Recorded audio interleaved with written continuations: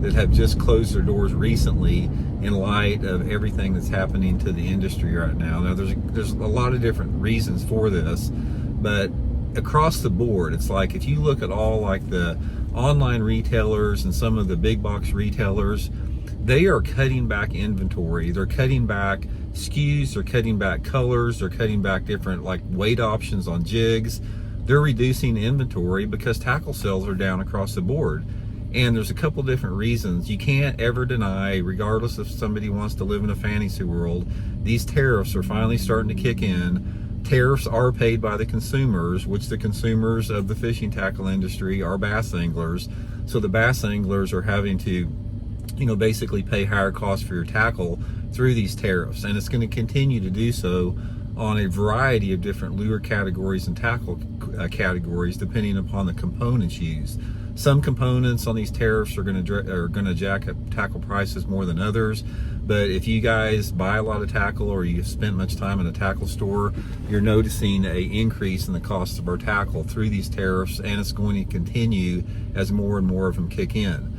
But along with the tariffs, another thing that is equal or maybe has a bigger impact is the fact that what we've seen forward-facing sonar do to the non-forward-facing sonar lure categories. And this is the reason why the big box retailers and some of the online retailers are cutting back their inventories. And I've talked to tackle reps guys, industry reps.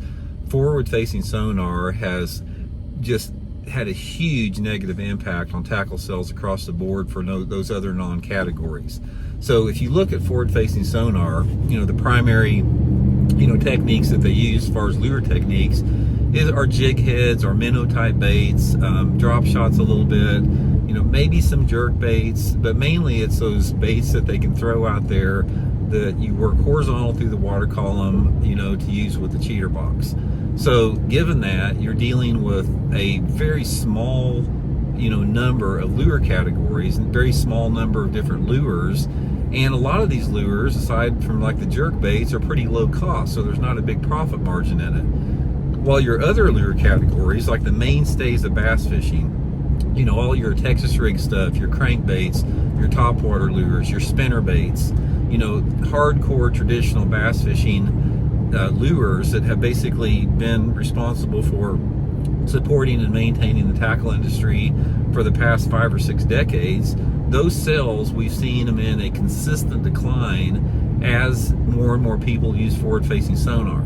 Now, here is one of the things that you can't deny with that. It's like we have more people